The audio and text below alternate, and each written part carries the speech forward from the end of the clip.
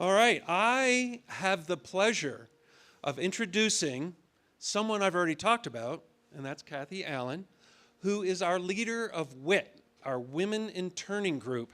Now, AAW has an organized program. Let me see if I get these numbers right. There are a total of 365 woodturning clubs, like PA, associated with AAW. Of those 365, 126, a third, have WIT liaisons. Kathy is our WIT liaison. She meets periodically with other WIT liaisons, share war stories, good ideas, bad ideas, what worked, what doesn't work. She and her group of 9 woodturners are going to be doing a presentation for us today. And it's a great way for us to learn about this subgroup within our group. There are 9 members. Almost 10% of our club is a member of WIT. That is fantastic. I like to give Kathy a lot of credit.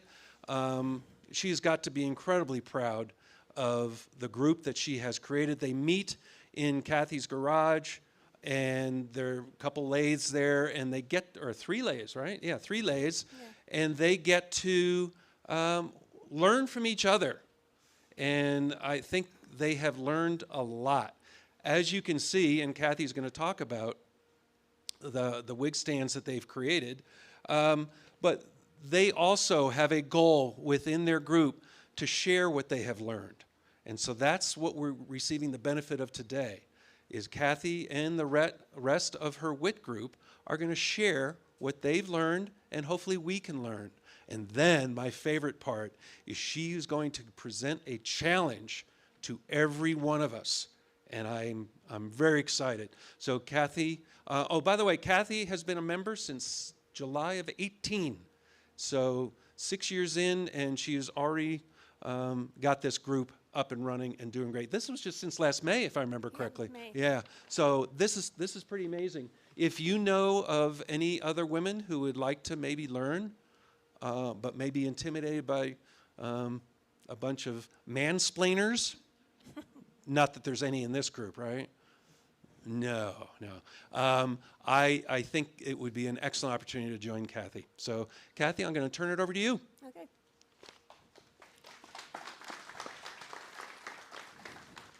Can you hear me? First thing. Can you hear me? Okay, great. The first thing I want to do is I want to thank some of the people who've given us a lot of support for our WIT group, and that would be my husband, Ken Allen. He's been a mentor to us and helped in provide our shop so it's available to the women. I want to thank Dean Humphrey because he's found opportunities for us to learn how to make wig stands at the college, and he's been a mentor also. I'd also like to thank Chuck and Rick and Spence because they have helped to buy wood for the project that we're going to be sharing today and other wood, and they helped cut it all up, and they even let me help the other day. So I want to thank all of them for their support, and there's other members who've given good advice after I started the WIT program in our club. Today there are 8 of us that will be giving the demo, so we're going to be we divided it into parts so everyone could participate. And I want to start by introducing the others that are doing parts of today's presentation. So come up here when your name is, and then you can go sit back down. That way Steve doesn't have to move the camera at all times. So Savannah and Violet. Violet's way back there. She's moving up here. But Savannah and Violet will be in the back of the room selling some wig stand kits if anyone's interested in joining us in making wig stands. And we'll be talking more about that during the demonstration. The demo itself will be given by, I will be doing part of it. Sally will be giving another part of it. And I would say last names too, but you'll forget them soon. So, so Sally and Donna and Susan and Heidi and another Susan. So we have Susan Kissel and Susan Murphy. So I'll squeeze together. I just want to introduce you to the group that's presenting today. thought it was important for everyone to contribute because we all learned how to make it. So this is the group that will present today. Hey. So I want to give a little background on what we're doing. About a year ago, one of our members suggested that we find a project where our group could contribute to adults who have cancer, because we have the Beads of Courage program, which is basically focused on children, and they wanted something that also would benefit adults. So when I know that wig stands have been made periodically for cancer patients, and after I learned more about the National WIT program, it was interesting to learn that in 2023, the National WIT program put together an initiative to try to get wood turning clubs around the country to participate and make wig stands. And so far, there's over 1,750 that have been donated to places that then work with, like Paul Mitchell, to redo wig hair, clean it, and then put it on a wig stand to give it to someone who needs it. So when I started the WIT program in our club last year, luckily Dean stepped forward and offered us 2 days at the college to learn how to make the wig stands. So I was able to teach all the other ladies how to make them. They're displayed up here, and we'll talk more about those later, so that we could talk about all the skills that are involved in that process. So we want to invite you to be part of that project like other wood turning clubs have done, and we'll be talking more about that as the demo progresses. There are a lot of skills that are basic skills that are used to make the wig stands. So this is a good project for people that are beginning to turn or refreshing their wood turning skills, or even advanced people who want to go back to, oh, I haven't made a spindle in years. So there are a lot of ways to use your wood turning skills to benefit someone who actually needs a place to keep their wig. We are donating them to a place down in the Phoenix area, but if anyone has ideas of places up here that need wig stands, be sure and let me know. So far, my research has shown that they want to sell them, and that's not our purpose. We want to donate them. So we want to invite you to make them with us. We'll talk more about that. And I just want to mention, Spence always tells me, he watches so many demos, probably more than any of us have, and one thing he's told me over and over and impresses me, he said, no matter how many demos I've watched, I always learn something. And we hope that everybody today learns something that they can take with them. So thanks for joining us today. And the first person who's going to show the first steps in the wig stands will be Sally. So I'll pass this to her. Okay, turn me off. Yeah, I know, turn me off. Well, it's good to be here and a little bit scary. So as Kathy indicated, we have kits for sale in the back. And so if you decide to join us and make 1 or 12, we have some people who make 12, wig stands, we would really encourage that and appreciate it. Included, however you get your wood to make this, included in the kit, you will have a spindle piece, which is 2 by 2 by at least 12, maybe 14 to 16. You'll have a top piece. This is what the wig actually sits on. That is 2 by 5. And a base piece that's 2 by 6.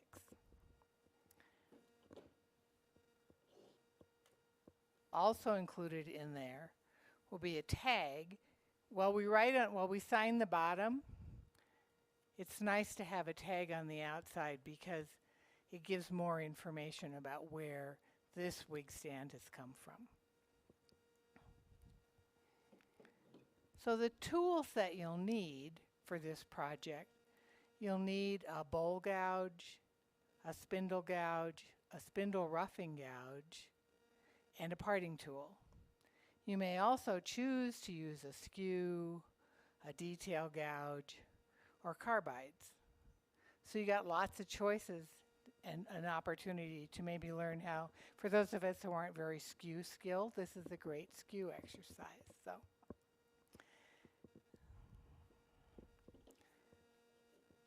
So in the first step in this project is to round the base.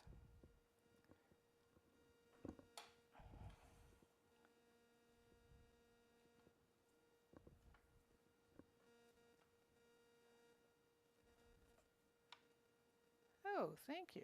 It was up before, and then I didn't look at it again.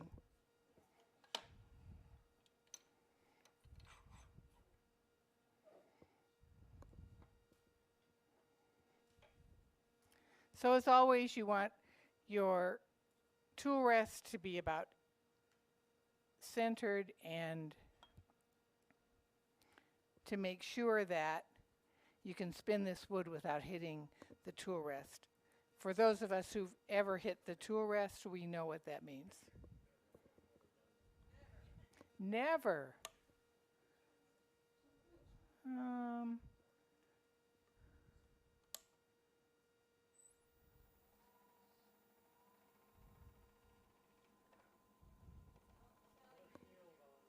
Yep, thank you.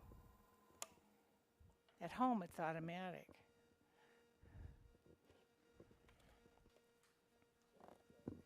Yeah.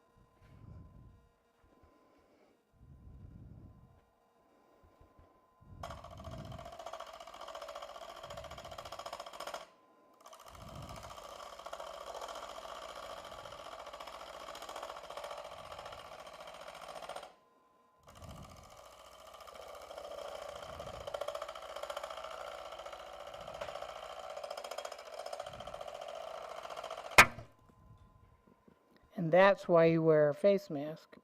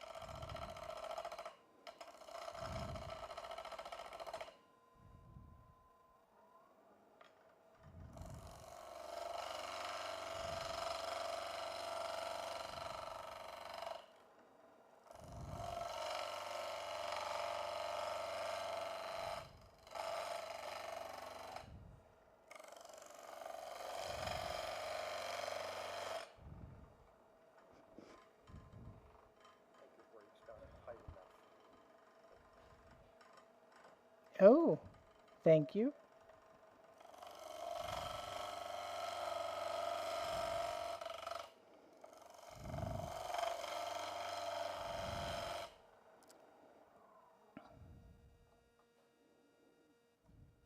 Boy, this is rock hard.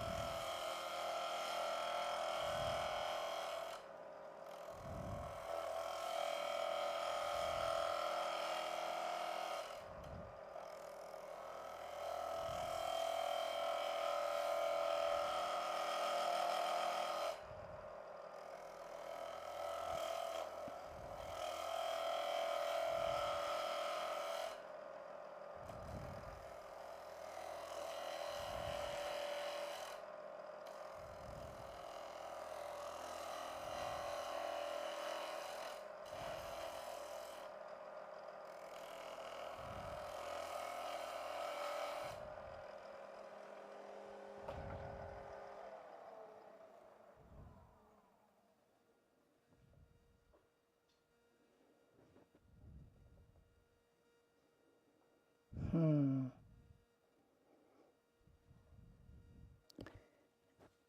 not sure we ought to proceed with this.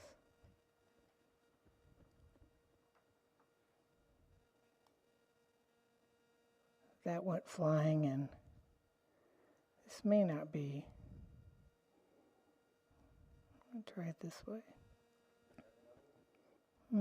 Yeah, sure.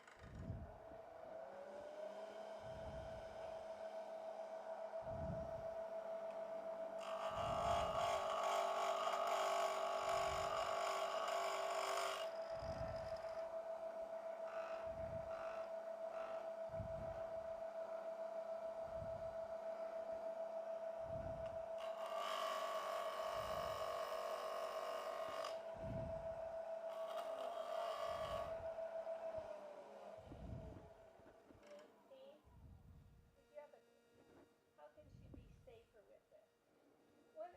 I'm not on right now. Well, this piece turns totally differently than that one.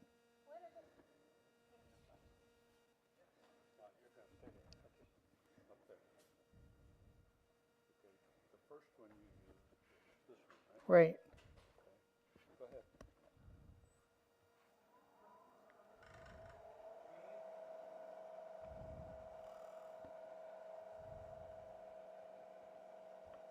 Oh, I know. You always want to do it that way. Okay.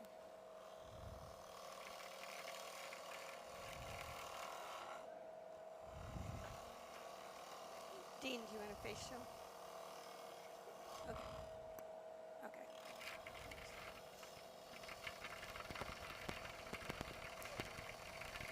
One of the things we always stress is safety, and what one thing that people aren't aware of in our club perhaps is safety is a club thing. It's part of our policies and our protocol for our club is when we see something that we're concerned about it being unsafe, it's nice to step forward and make it safe for everyone. And that's what Dean just did to help Sally a little bit. That's one thing we are really working on with some of our skills that we're learning too, is how to do them safely.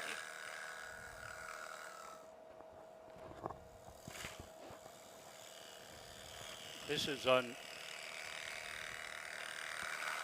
what she is doing up here takes an awful lot of courage to stand in front of a whole bunch of people and turn and hope that that piece of wood is doing what you think it's going to do.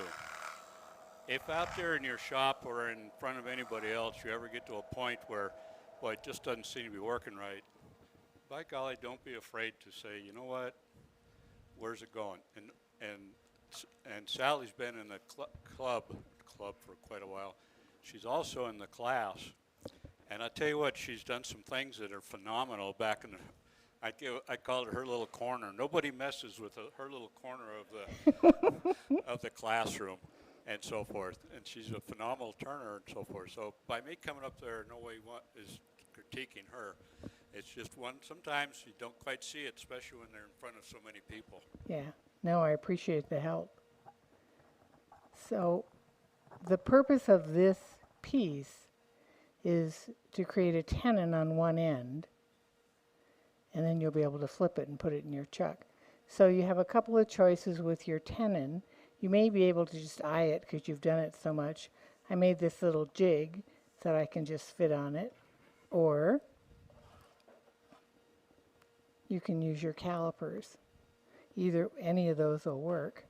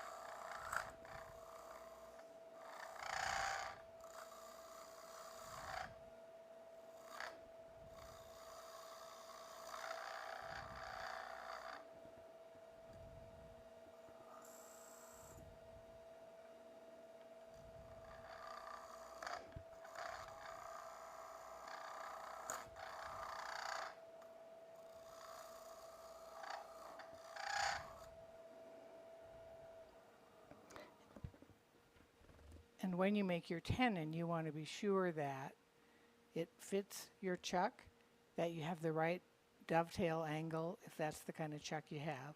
And then you're ready for the next step, which I will turn over to Kathy.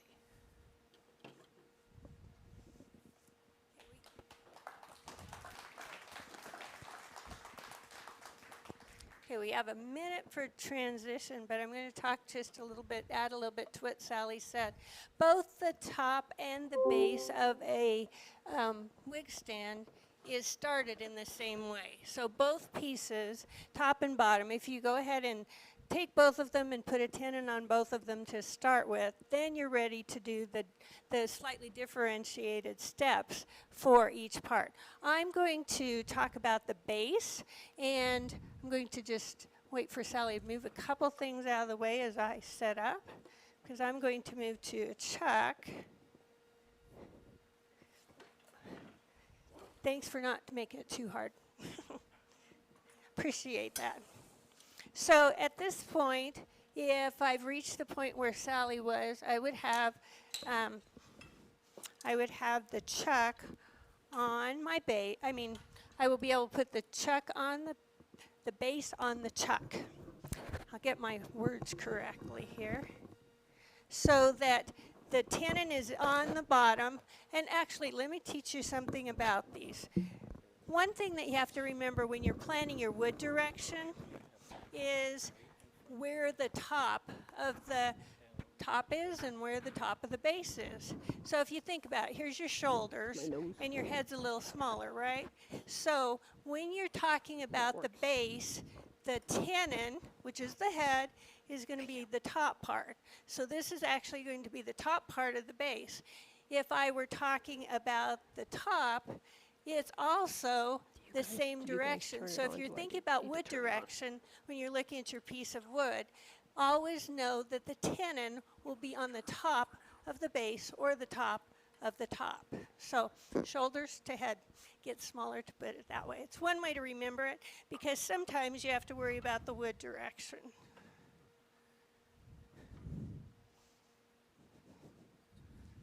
So this is the base.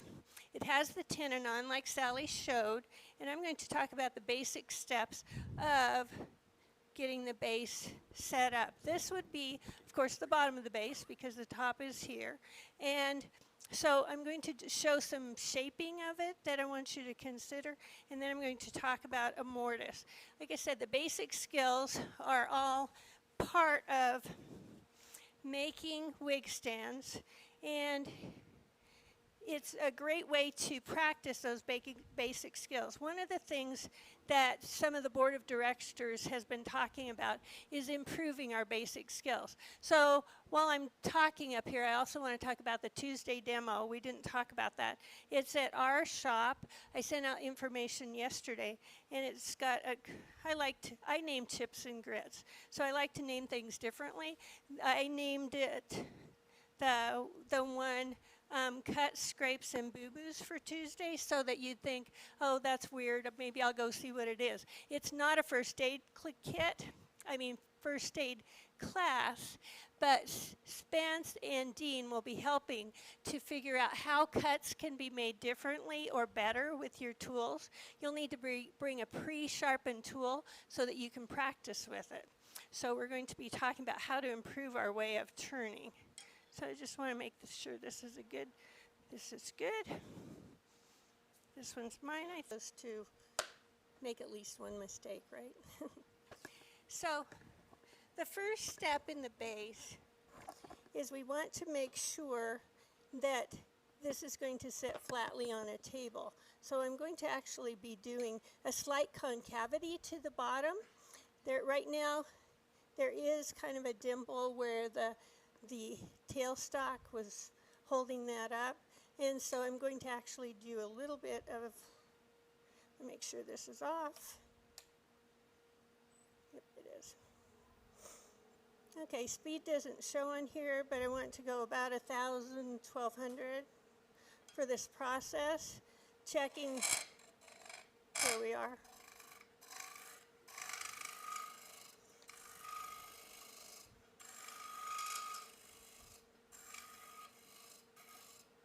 just want to even it up.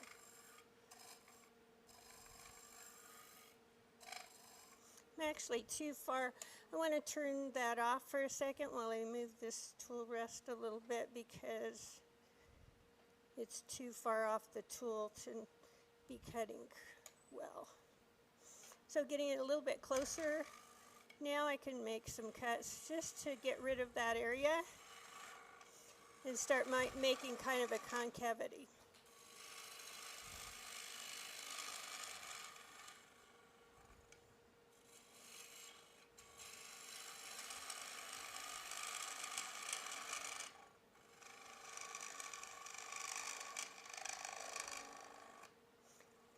This is a piece of the alder, and I notice it's a little bit harder than the last one I did with a different wood, but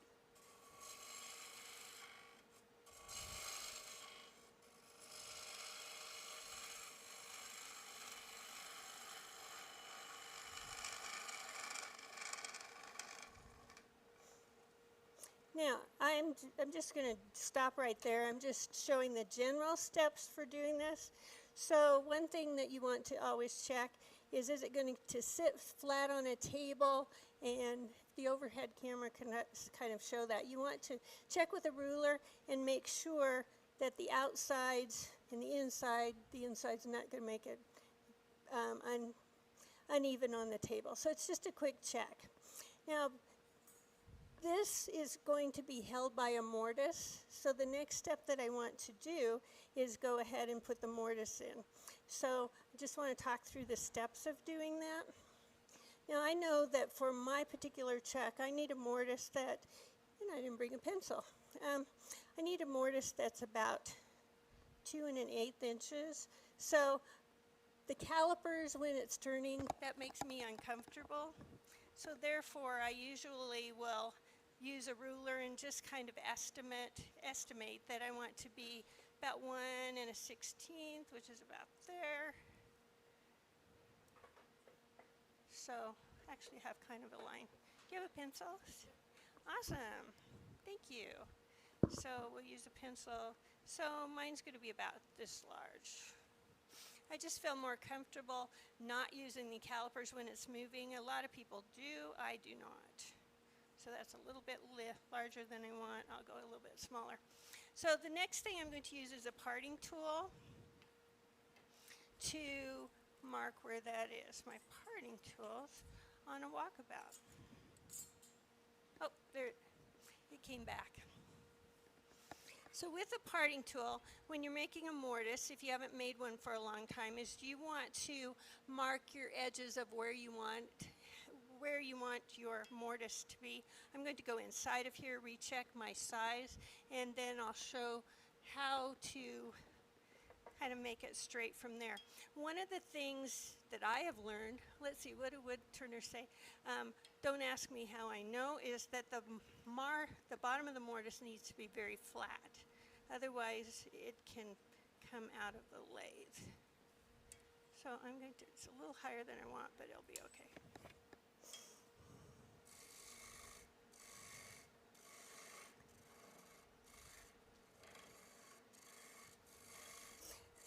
Depending on your chuck, you not only have to know the size you want your mortise to be, the diameter, but you also want to know the depth that your particular mortise would be and whether or not you need to have a dovetail. So, grab my ruler again, and let's see, I want it a little bit bigger. And because this is a demo, I'm just going to shortly do it, and then I'll correct it more later when I finish it. Okay, so if this were my mortise, I'm making it smaller than I need, and I'll correct that later when I finish it. If this is my mortise, one thing I want to do is make sure it's flat.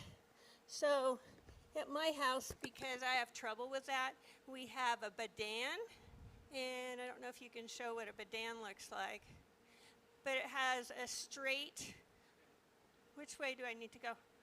So it has a straight edge so that I can go in and make sure this is straight all the way across, because I have a tendency to curve things a little bit when I'm wood turning. So this is a badan. There are other tools that do similar things like box cutters. So at this point, I would make sure it's very flat. And since I'm a little high, it's bouncing a little bit. Make sure it's very flat.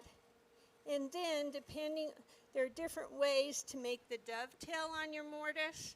One way is to use a spindle gouge and go into it at an angle. Or in my case, I have a dovetail tool that can go in. I'm going to adjust this again. Always turn a lot of people will move this while it's turning, and it's really not a good idea because things tend to get shifted that maybe you don't want to. So if you happen to have a dovetail tool, then that's another way to make sure it's flat across here and put your dovetail in. So that can be used, or like I say, the end of a spindle gouge works really well too, because you can make the dovetail with that. So those are a few examples.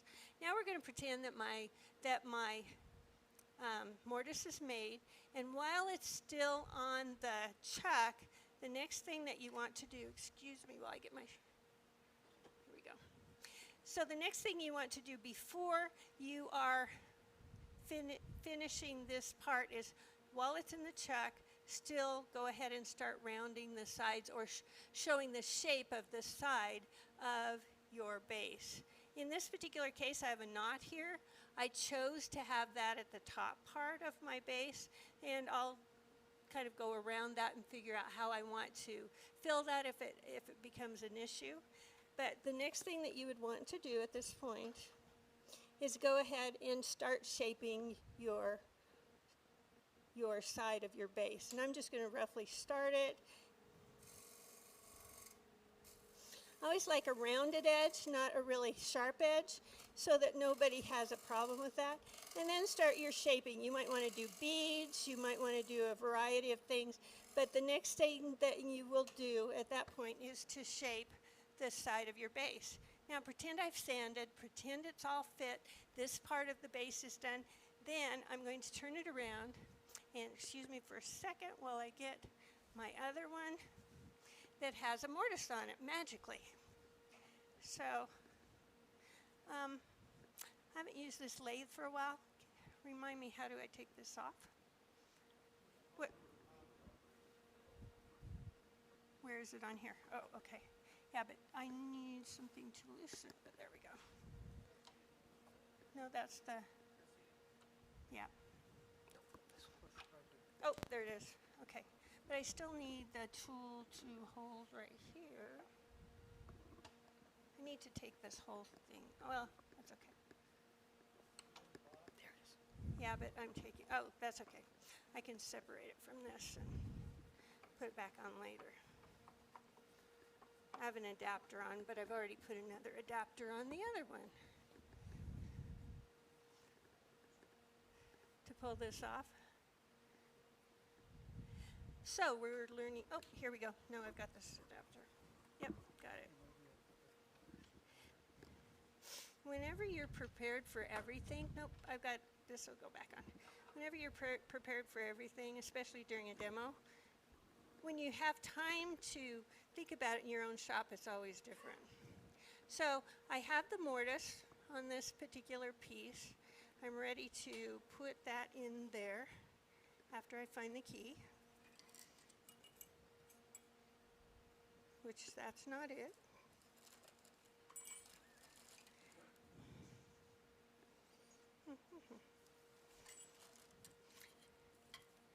One of the things, if you're really organized, it never works during a demo. Okay, so now I've mounted the piece on here, and we have to move that back off. So move. So at this point in time, you have your sides completed, you have the base, the bottom of the base completed, and now you're ready to work on the top portion of the base. For this particular part, we will be drilling right here in order to put the spindle on. So we're going to talk about just a little bit about the Jacob's chuck too that we would be used here. So at this point, you would start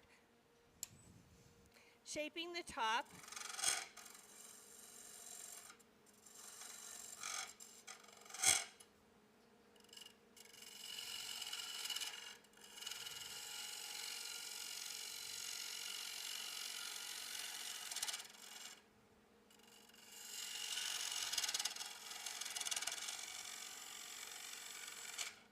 Now, I'm just doing a little bit just to show you how it would happen, but when shaping the top, it's helpful to have like a jewelry tray up here in this area.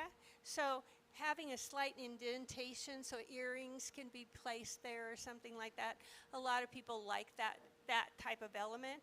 I usually leave this a little bit higher so that it kind of holds that area.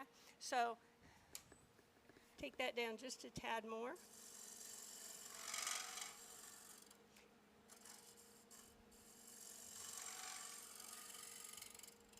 So you'll be shaping it however you'd like to, but you need to make sure that you save enough room in this area that it's either flat or that there's a raised area.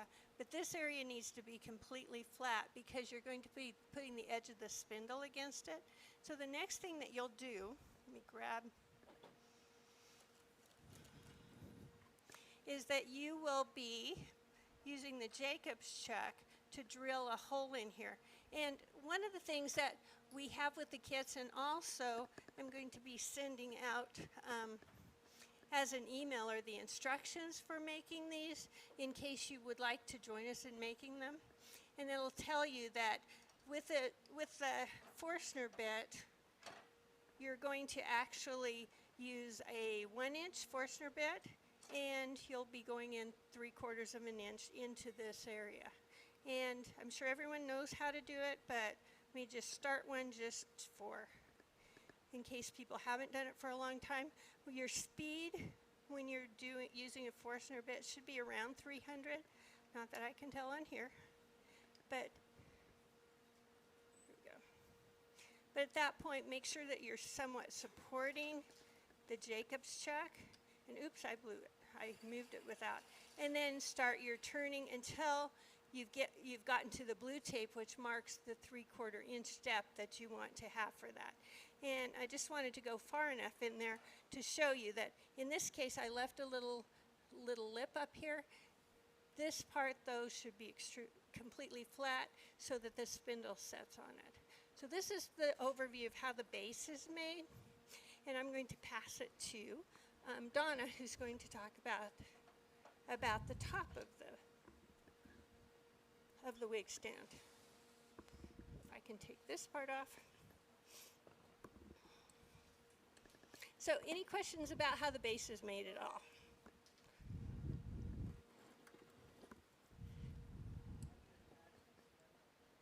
We'll be talking about that when we talk about the spindle part, Dave. The question was, how do we attach the spindle to the base? And we'll be talking about that in a few minutes, actually. So getting this off, do you know what the tools in the toolkit for?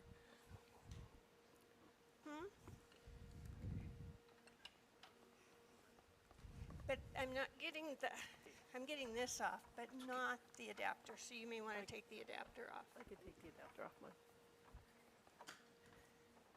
I think the wrench is in the toolkit. It's okay. Oh, yeah, that'll fit. Thank you. Nope, it's not going to fit.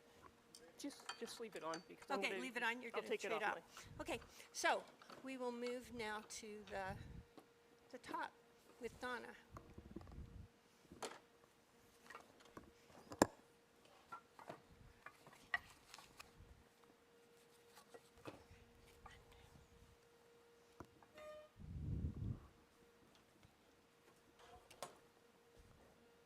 Okay, good afternoon. Hi. I'm Donna Richardson. I've been with the club now maybe a little less than 2 years. I started getting into woodworking through my college, of course, like many of us, and I really enjoy it and appreciate everyone's input in helping us learn as we go along. So I'm going to talk about the top today. I'm probably one of the group that hasn't completed a full wig stand, as many of the others have, because I was out backpacking when they did it. So now I got to play catch up and do that. So for the top part, as Kathy and Sally explained, the top part starts out with a 5x5 block, 5x5x2. I rounded it off on the bandsaw and then put it on the lathe between centers, rounded it off, actually that way, and put a tenon on it. So first step, just as Kathy did with the base, is rounding it off, putting a good solid tenon on the end, and then mounting it in your chuck. So and that's what I hear. I'm just not repeating all the steps that they've done before. So now I have it in my chuck.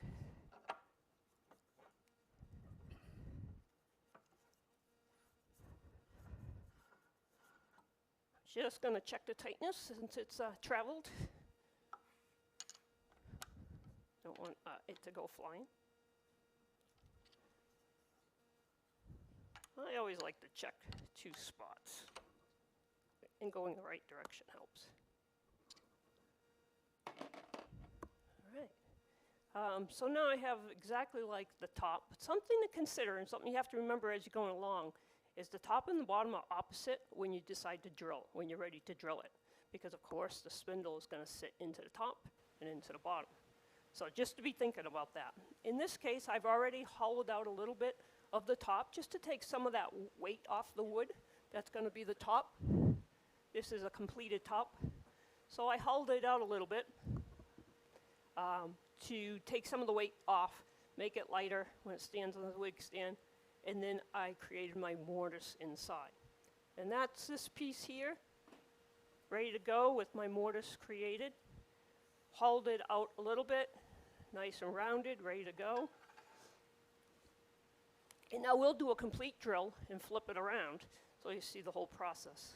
I did prepare, as Kathy did, prepared my Forstner bit, already a 1-inch Forstner bit, 3/4 inch depth, this so I'll have the visual.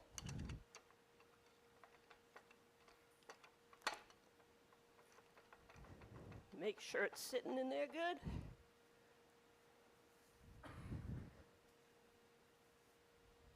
I'm going to slide it right up to my piece. Lock it in. I've seen this was traveling before.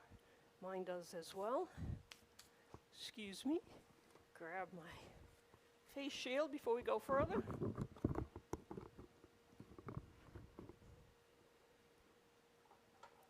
Let's slide that out of the way.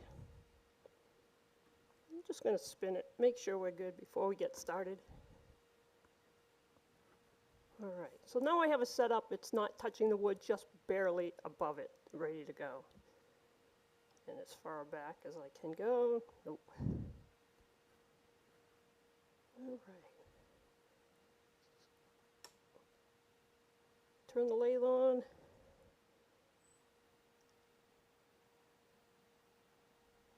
It's wobbling a little bit. I'm going to take a second to try to make sure that that's lined up. That might be why. So I pre-marked it in case it did move. I can realign it. No, it's pretty close.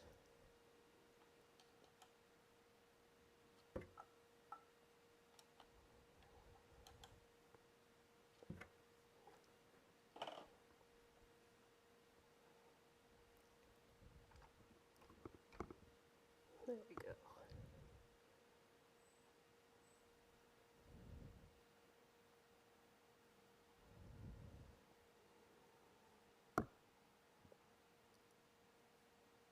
Typically drill somewhere around 300, so this is not reading out. I'm taking my best guess. And I'm going to drill in until that line hits the tape, hits the edge of the wood inside the mortise, because that's going to be the 3/4.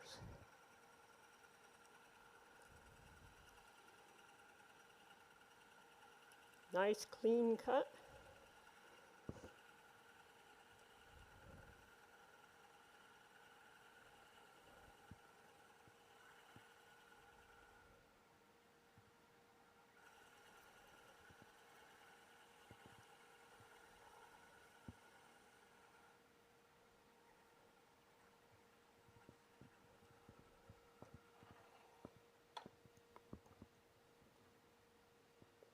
Shut that down while I get this out of the way. I should check my depth before then, but perfect, 3/4.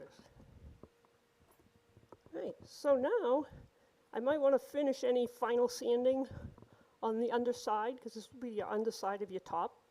Do any final sanding here to prepare it until I flip it around. So imagine I've already sanded it. I'm going to take a moment, shut that down, flip it around.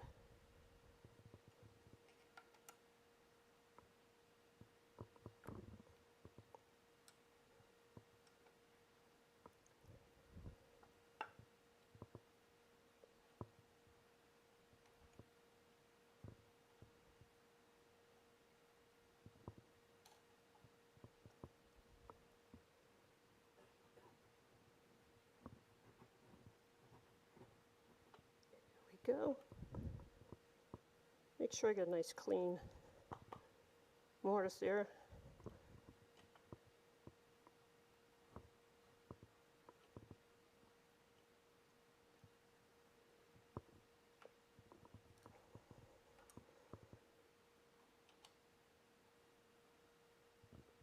Make sure it's nice and tight.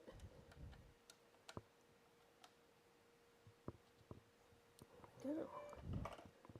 We'll check to see how it's running.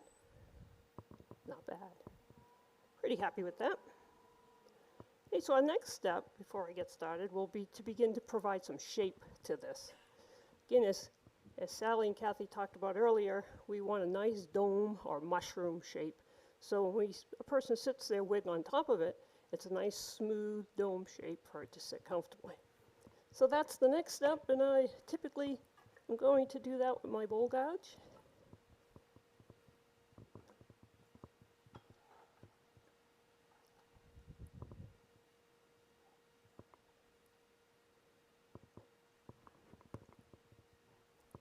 Make sure nothing is hitting. Nice long lathe so I can get this out of my way. If this was much bigger, I might start out with my tailstock, providing support for a little bit of time until I get close. But because it's a small piece that's being held in really solid, I'm going to start right off from the top. Turn it on, bring up the speed. Again, 1200, 1400 RPMs. It's a good speed that I like turning these size pieces. And I'm just going to start mushrooming it. Something to think about as you're mushrooming it is that tenon on it as well. So think about the shape you want it to be with the tenon there. I'm going to start taking the edges off first. Just going to go in with my bowl gouge and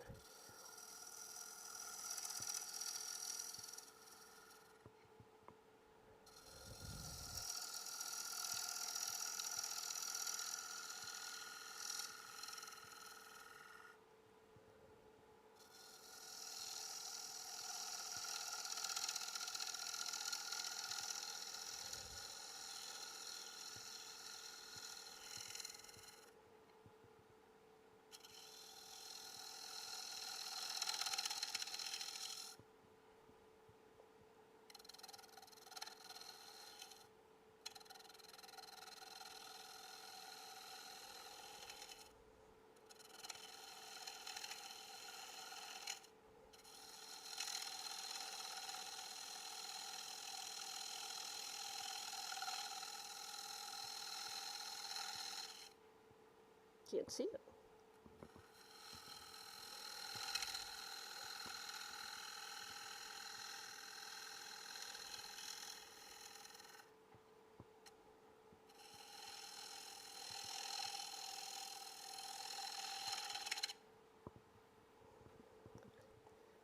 Just going to readjust my tool rest a little here.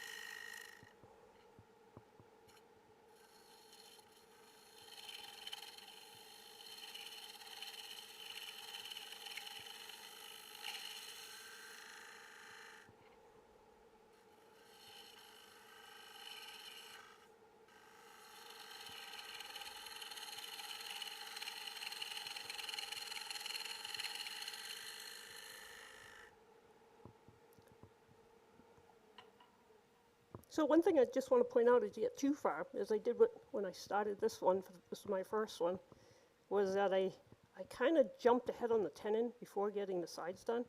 So take your time and think about how your tenon is going to feed into it and be able to smooth it out evenly. So now I've brought it almost to a peak here, semi-rounded peak here, and I can shape this in any way I want now. A little readjustment here.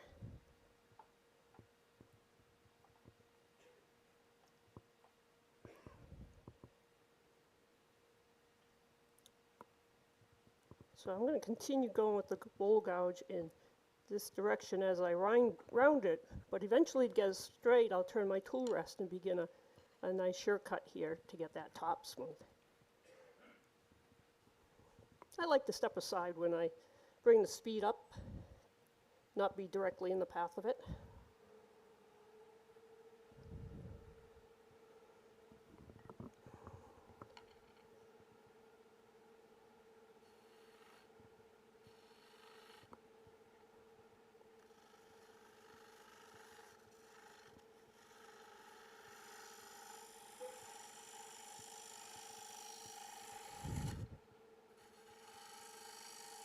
Went a little too high when I move that.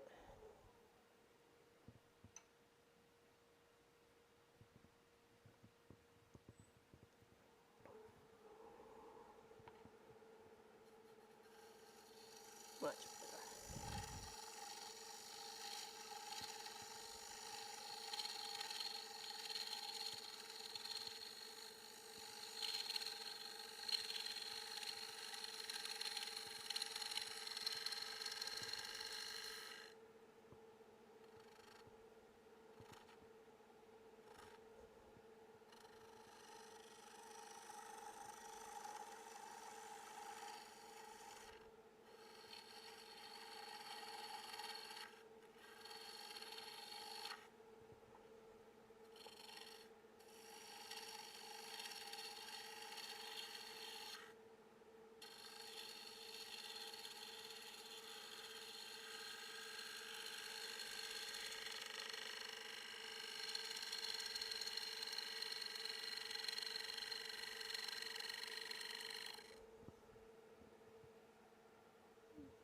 All right.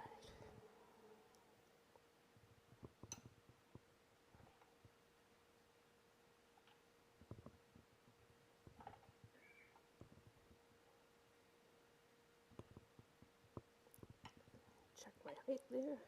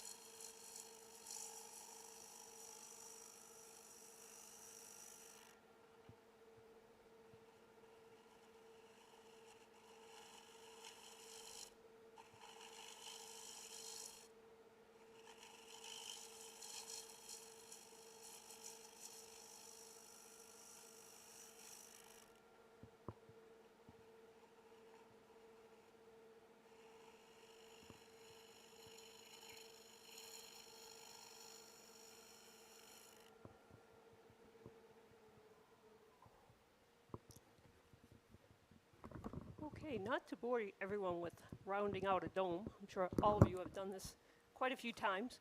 But this is the idea. So as you start to shape the top of your wig stand in the mushroom shape or the dome shape you're looking for, then you want to begin thinking about how do you want to design it?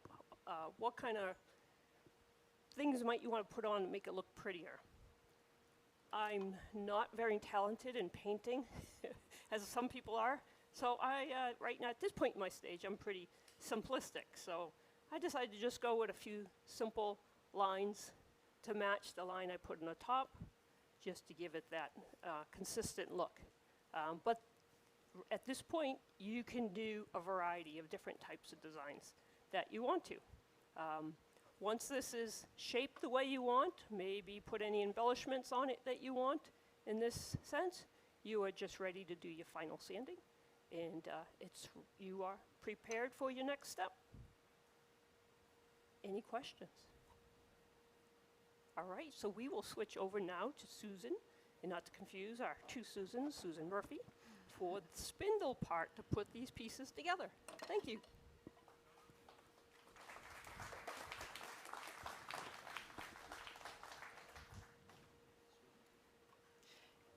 I do, because I'll be between centers.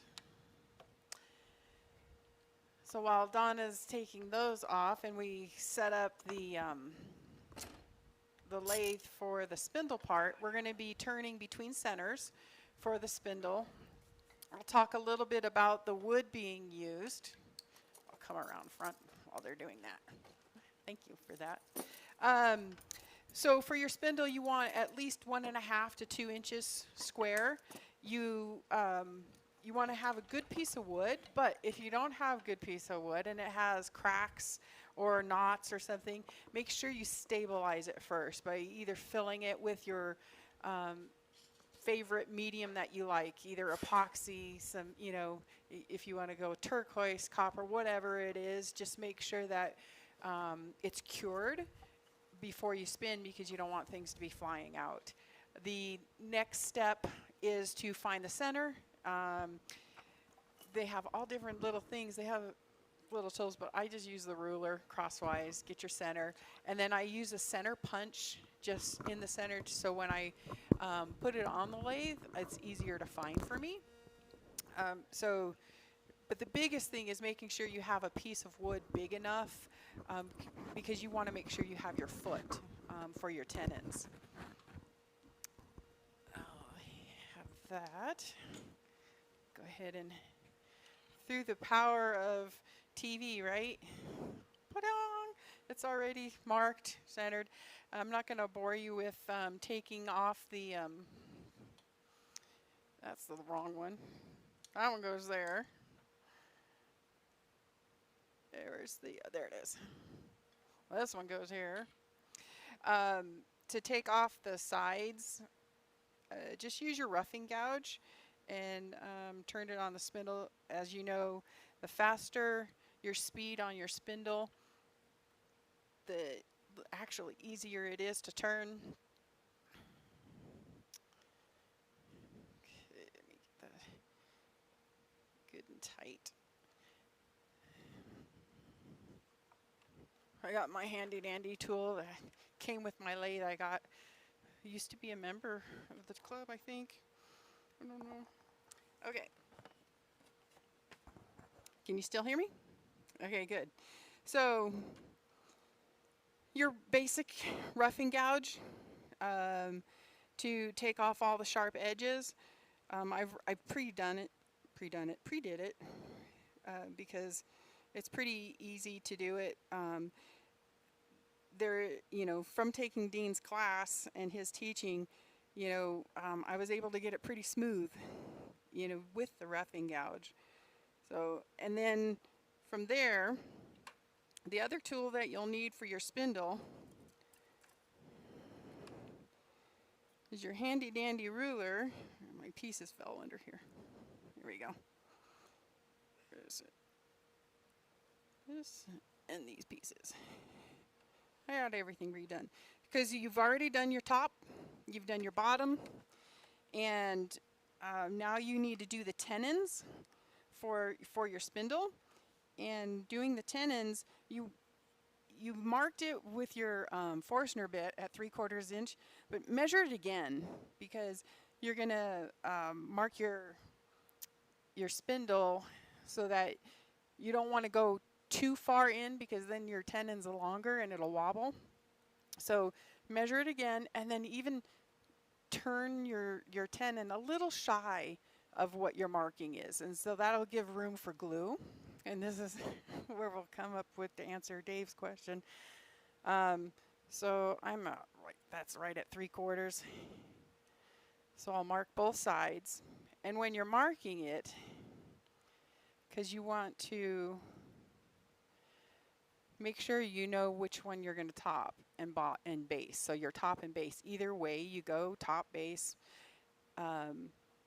you're going to mark your tenon so you don't flip them. And see, this one is a little deeper than 3/4. So I'll do that one on this side. There.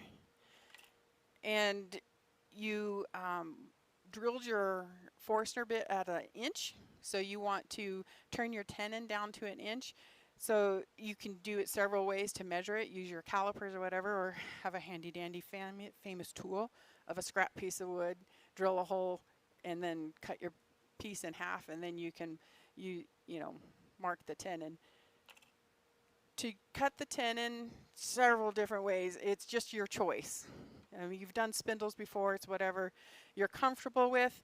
You can use your parting tool to come down. You can use a bedan to do your tenon, or you can, if you're really good, you can use your, like a flat scraper. I even have a flat scraper. But one of the main things is you want to make sure your tenon is parallel. Because if it's angled at all, it'll wobble and it'll be harder to glue. And so you want to make sure it's really parallel. So I'm going to raise this up. And Dean was right. It is very nerve-wracking standing in front of a crowd of people. I'm just saying. Like my heart going right now.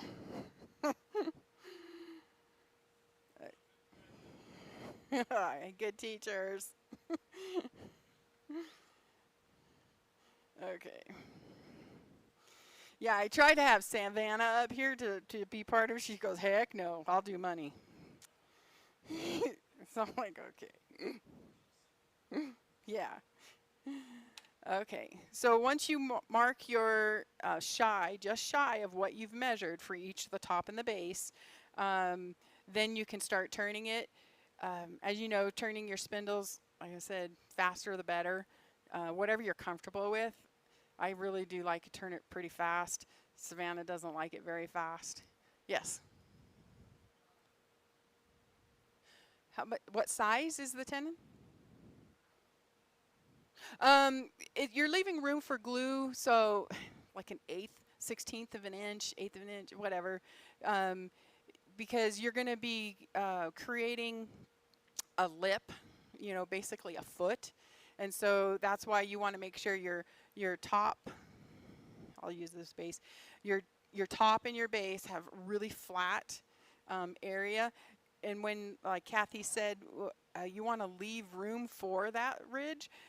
My first one I made, I didn't leave a little lip. I didn't leave this lip right here. And so I kind of just scooped it and like, oh, well, that didn't work out well. So because then my tenon wants to go like this, there's no place for a foot. So when you're making your base and your top, keep that in mind that you want just a little bit of a foot so that your spindle has a place to rest. And that will help with the gluing too. Okay. Whew, down. And I am going, okay. Oop, there we go. So that's running pretty good right now. So pretend it's perfectly straight, level, round. You don't, at this point, you don't have to get it 100% pristine because you're going to be shaping it after you make your tenons. I didn't do it. It wasn't me.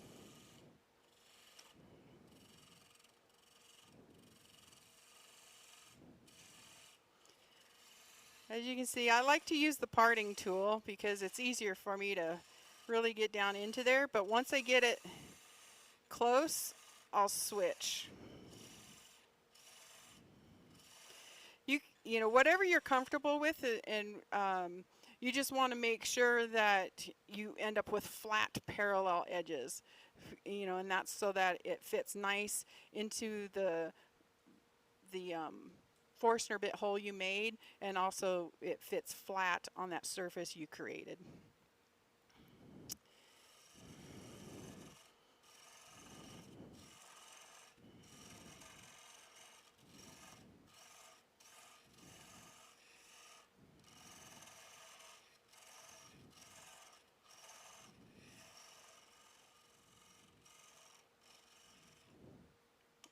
Show you what I mean. So when I'm talking about keeping things parallel, right now, I'm not sure if the camera can show it, but it goes in. It like kind of dovetails in.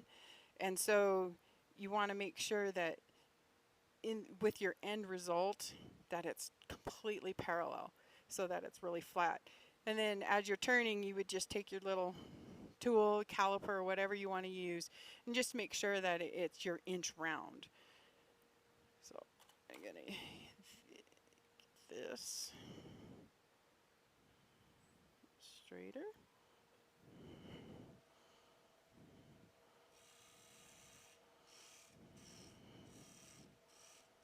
And you want to be careful of your headstock and tailstock centers, because you don't want to get too close. If you aren't comfortable getting so close, because like this one is the 4-prong, and it's about an inch, and so you would be getting really, really close to it. You can have a longer piece for your spindle and leave yourself that room so that you're a little bit more comfortable, because you can always, you know, when you're done with your tenon, you can just chop that off or sand it down, because you just want to make sure you're safe when you're turning. So after you get your tenon, pretend I have that other tenon done. The other thing that's real important, because you have this flat, you have this parallel, is I keep forgetting to lift this up, but I think you can still hear me with it. You need to create a little valley close to your tenon, and that's for your glue to go. And so whatever you're comfortable with, using your spindle gouge, using a detail gouge, you want to come in and just close to the tenon, you just want to make a little dip, make a, you know, your little valley, because when you put your spindle into your base and your top, wood's going to want to go somewhere, and so that will help with that. And it also, once it's dry, it will help make it real sturdy for the person that's getting it. So you would just come in here and just make a little valley. And then at this point, now you have both of your tenons there. You're marking it, because this one I marked and this was the top, so I'm marking that tenon. I'll mark this one base. Then you create your spindle however you want. This is where your beads and coves come in. That term I will never forget. Do your beads and coves.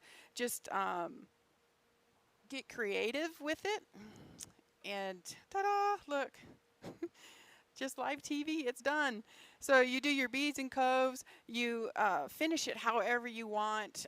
In this one, there's some burned lines in it, and the tape on the end is to protect the tenon for when you're finishing it. So if you want to finish your spindle on the lathe, so if you're putting in oil or whatever and you want to do it on the lathe, tape the ends of your tenon, and that way it keeps your finish off the tenons for the gluing process.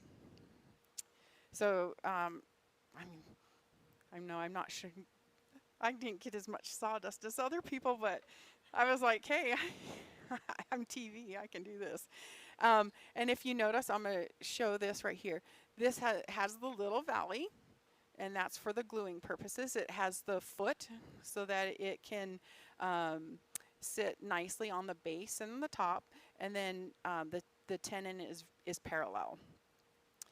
The gluing process I'll just come over here, is so you would put your glue, your wood glue that you use on your tenon and inside. This is marked base, and then this is how that would fit. I'm gonna take my tape off.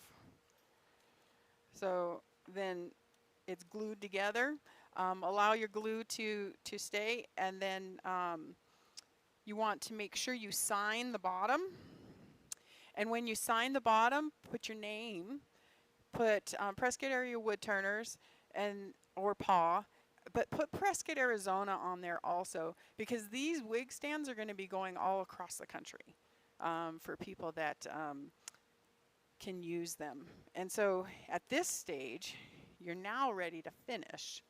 And so I'm going to be handing it over to Heidi to talk about finishing.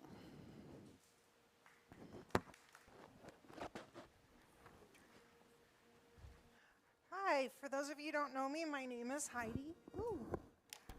And I will go to get caught. Bear with me. Yep, that's good. So we're going to start by talking about embellishing. If you guys like embellishing, this is the perfect project for you. I personally have had a blast trying some new things. If you're looking for inspiration, please do take a look at some of the stands that the WIT members have made. Also, we have a great collection of material in our library. Please come take a look and see if you can get some creative ideas there as well. One of my personal favorite things to do when I come to these meetings is to go to the show and tell table and look at everybody's unique work. And I like to guess who did what and flip it over and then see, was I right? I think we inspire each other, which is one of the nice things about this group. So one of the people that I love their work would be Dan Hall. His leaf patterns are just amazing. This particular piece is, I would say, Dan Hall inspired. Mainly because of the leaves. Of course, it is unique. It is different than what Dan usually does. But there are quite a few different things you can do. Another one that stands out in my mind is Dick Kelly. Dick always does little carvings on his pieces. You seashells on the top, or he'll do sometimes a lizard on the top of his bowl. So mine, I did a little bit different. This is a fish, and I put a fish in the spindle of it, and then on the top as well. This piece is painted, wood burned as well. And then Phil Brown does, I think, when all of us think about basket illusion, we think about Phil Brown. Amazing work. This is inspired off of Phil Brown, and that is another unique thing. Gene Perryman is another person that I find his work is just amazing. With all of his scrap pieces of wood that he reuses and puts into resin, I know Susan Murphy has actually been doing some similar work. Mark has done some also amazing work similar to this, but that would be this piece. And then talk about some other options you can do with embellishing. You can do painting. This piece here is dot painted. You can do different things with dot painting. You can do pictures or just designs. This was inspired off of this beautiful piece. This is a wig stand that Kathy made, and if you look at the top, she has wood burning, and then she did the dot painting as well. This is another beautiful piece that Kathy made. This is also wood burned and hand painted.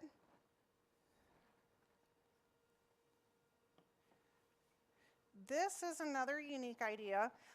This is Susan Murphy. Susan actually took a stencil and painted with acrylic paints on here with using the stencils. So if you're not comfortable doing painting by hand, this would be a great option for you. And this is so cute, this little flower right here. This is Susan Kessel did this. Again, it's hand painted and wood burned.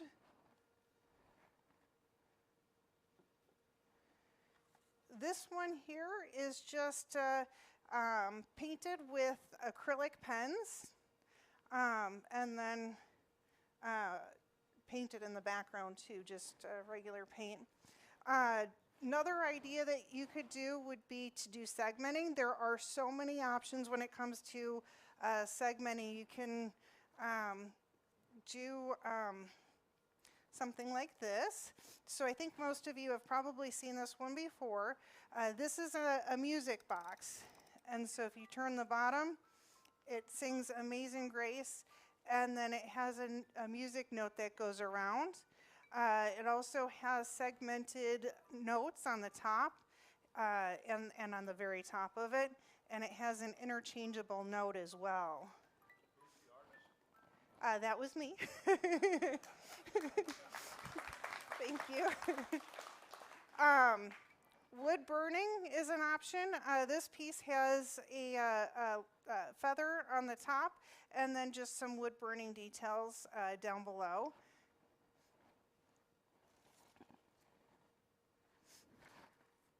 And this is a piece from Sally. Now, Sally actually just did a little bit of wood burning just here in the grooves, which is just a nice, simple detail, and it really just kind of spruces things up just a little bit. And this one here, you can do just simple, again, very subtle, just wood carving. So this is another idea. This would be relief carving, and then wood burning, and then wood dyeing. But relief carving is kind of a fun one. Yes, Dan Hall does know how to do that. This is Susan Murphy. Now, you don't have to do embellishing. Some pieces I would recommend just not doing it because the wood is so beautiful. So this piece is Susan's, and she didn't do embellishing on it. One thing I do want to point out is Susan is in the work in progress state.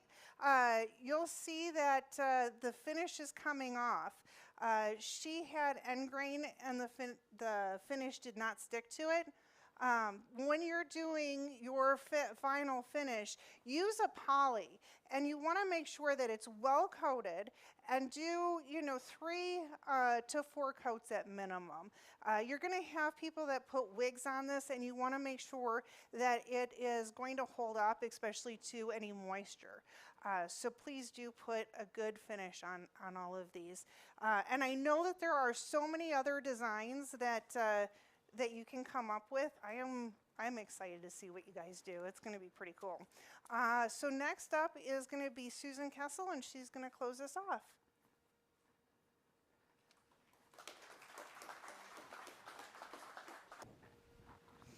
Before we conclude our demo, I'd just like to share a story with you about 7 years ago, one of my good friends at work. Oh, okay. This one's off. Oh, no, it's not.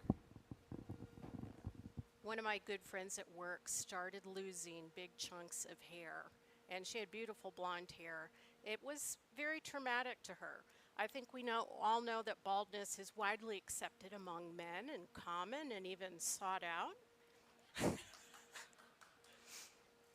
And very well respected, but you don't see a lot of bald women walking around, and it's not a very common thing. So it's a pretty traumatic event. Well, she went through months and months of testing before they diagnosed her with alopecia. Alopecia is an autoimmune disease that causes loss of big patches of hair or your whole head, and pretty much for the rest of your life. So she wasn't even 60 years old, and she'll be wearing wigs for the rest of her life. I'm sure most of us know someone who's lost their hair through chemotherapy or possibly alopecia too. So when Mary Schick was here last year, she demoed embellishing, and she brought a couple of wig stands that she had made and talked a little bit about the wig stand initiative with WIT. And I immediately thought I want to make a wig stand for my friend with alopecia. And so my very first wig stand I did make for her, and I gave it to her a couple weeks ago, and she was overjoyed with it. She said it's so sturdy and wonderful compared to the flimsy plastic things that she'd been using up to then. Wig stands are just a wonderful use of our skills, making mortises, tenons, drilling holes and spindle turning to exact specifications. And as you can see, you can be really creative with them and the different designs. I think all of our spindles are different, and all the different embellishments, although the ones that are just, you know, beautiful wood, those are great too. And you do want to make sure you finish them with polyurethane. That's what they request to stand up to the moisture of either, you know, when women wear the wigs or when they wash the wigs. The 4 to 5 coats, I think, is what was recommended to us. So we want to invite all of you to join us in this very worthy cause of making wig stands. In late April or early May, we are going to have a field trip, and WIT is going to go down to this organization in Buckeye called eBeauty, and they provide wigs and wig stands to women suffering hair loss free of charge. And apparently wigs cost hundreds and hundreds of dollars. They're very expensive, so it's a really worthy cause. As you know, we've assembled kits. They're available for only $5, and they come with instructions, as everything you've heard today. The instructions, I believe Kathy's also going to email out to everyone also. We have about 20 that we've made. I know a couple of them, including the one I gave my friend, have already been distributed and are being loved. We would like to collect your finished wig stands if you'd like to join us at the April meeting. We don't really have a place to store them, so if you could keep them until April and then bring them to that meeting, we're going to do a picture as we do with empty bowls. And then we will take them down. We'd love to donate as many as we can. Another special thank you goes out to Ken Allen, Dean Humphrey, Rick Davis, Chuck Brown, and Walt Spencer for all of your mentorship, assistance, and support in getting all of the supplies, not only for our workshop, but also for the kits today. So thank you all again, and we look forward to your participation in our charitable project. Do you have any questions? Okay, well, thank you very much.